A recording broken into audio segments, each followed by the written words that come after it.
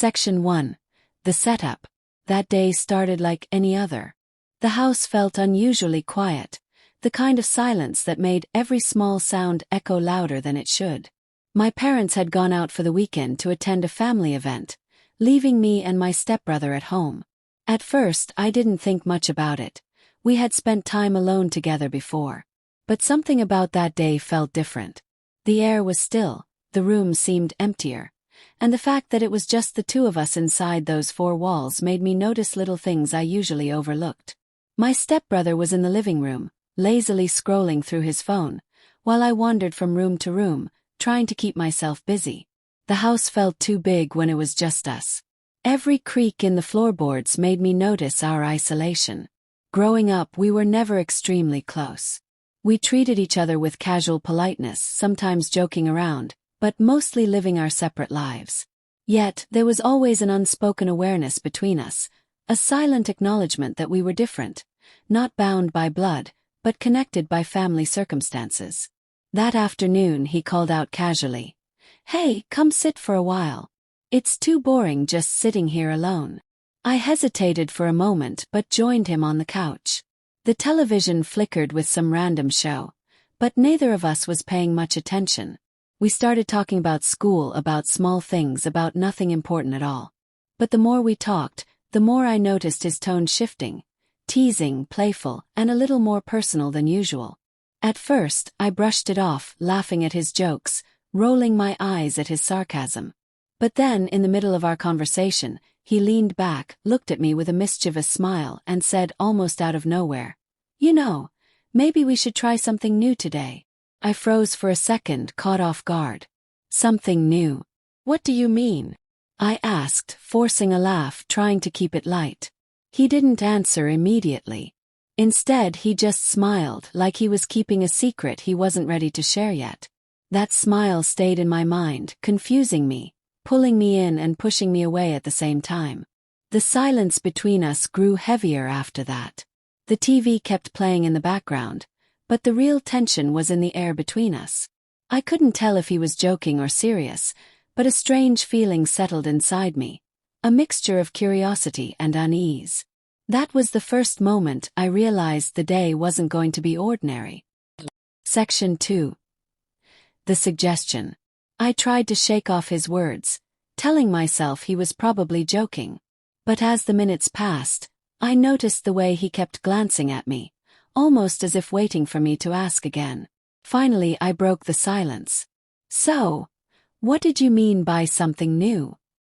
I asked, trying to sound casual, though my voice betrayed a hint of nervousness. This time he didn't hesitate. He leaned a little closer, lowering his voice like he was about to share a secret. "I mean, something just between us. Something no one else has to know." My heart skipped.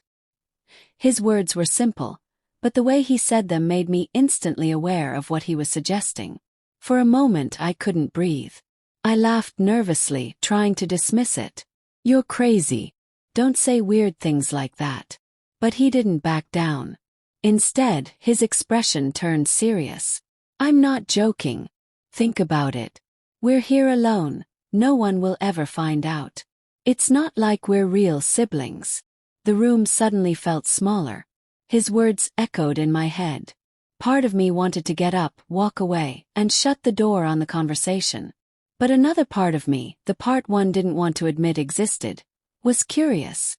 His tone, his confidence, the way he seemed so calm about it. It made me wonder what exactly he was planning. "I don't think that's a good idea," I finally whispered, though my voice lacked strength. He smiled gently, almost reassuringly. "I'm not saying we have to. But why not just try something different? Nobody has to know. It'll be our secret." I stared at him, my thoughts racing. My heart pounded so loudly that I was sure he could hear it. There was something dangerous about the way he spoke, but also something strangely tempting. The silence stretched on as I looked away, focusing on the flickering TV screen. But my mind wasn't on the show. It was on his words, replaying them over and over again. For the first time I realized how alone we really were. No parents, no friends, no one around to interrupt. Just him and me, in that still and quiet house. And then, before I could process everything, he leaned in closer and said softly, "All you have to do is say yes." I didn't answer. Not yet. My mind was torn between fear, guilt, and a strange, unexplainable pull that I couldn't ignore. That was the moment I knew a line was about to be crossed. Section 3. Crossing the line. The silence between us stretched longer than I could handle. My chest felt heavy, and I couldn't bring myself to look directly at him. Every second that passed only made his words echo louder inside my head. "All you have to do is say yes." I didn't say the word aloud, but maybe my hesitation, the way I didn't pull away, was answer enough. He moved a little closer, closing the gap between us. My heart raced, and every nerve in my body seemed alive, screaming that this was wrong, yet refusing to stop what was about to happen. His tone softened, almost comforting. "Don't overthink it. Just trust me." That reassurance should have calmed me, but it only made my chest tighten. I wanted to protest, to remind him that what we were doing wasn't normal, but instead I found myself frozen, caught between guilt and curiosity. The room felt suffocatingly quiet. Even the TV in the background seemed muted now, as though the world itself had faded away and left just the two of us there, in that fragile secret moment. I could feel my hands trembling slightly. My thoughts screamed, "Stop this, get up, walk away." But my body betrayed me, staying still, waiting. And then, in the smallest, most hesitant motion, I allowed what I knew I shouldn't. It was like stepping into a space that had never existed before, one where family lines blurred and boundaries shattered. His touch was cautious at first, as if testing how far he could go, but then it became bolder, encouraged by my lack of resistance. Every heartbeat felt like a drum pounding against my ribs, every second stretching longer than it should. 1,000 emotions flooded me at once: fear, guilt, thrill, and a strange sense of belonging I couldn't explain. I hated myself for not pulling away, but I also hated the way part of me didn't want to. The contradictions twisted inside me, making me dizzy. When it finally happened, I realized that a line had been crossed. There was no undoing it, no pretending it hadn't taken place. And yet, in that very moment, I couldn't decide if it was the worst mistake of my life, or the most unforgettable. Section 4. Aftermath and Reflection. When it was over, the room felt colder, heavier. We sat in silence, both of us avoiding eye contact, both knowing that nothing would ever feel the same again. The TV was still on, playing some meaningless comedy show, but its laughter felt fake, hollow against the weight of what we had done. I tried to act normal, shifting uncomfortably, pretending to scroll on my phone. But inside my thoughts were racing. My heart was still pounding, and my hands shook slightly as I gripped the armrest. He broke the silence first. "Don't worry," he whispered, his voice almost gentle. "It's just between us. No one ever has to know." His words were meant to comfort me, but they only made me feel worse. Secret. That's what it had become. Something hidden in the shadows, something we could never admit. The rest of the day dragged on painfully. We barely spoke, both pretending as though nothing had happened. But every time our eyes met, even for a second, there was an unspoken acknowledgement, a heavy reminder of what we had done. When my parents returned home later that evening, I felt a wave of guilt wash over me, so strong I could hardly look at them. Their casual questions, their smiles, their ordinary chatter. It all felt wrong, like I was living a double life. Over the next days, things between me and my stepbrother grew strange.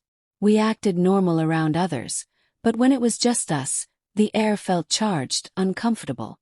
Sometimes he'd give me a look, a small smirk, as if reminding me of our secret. Other times he acted distant, like it hadn't meant anything at all.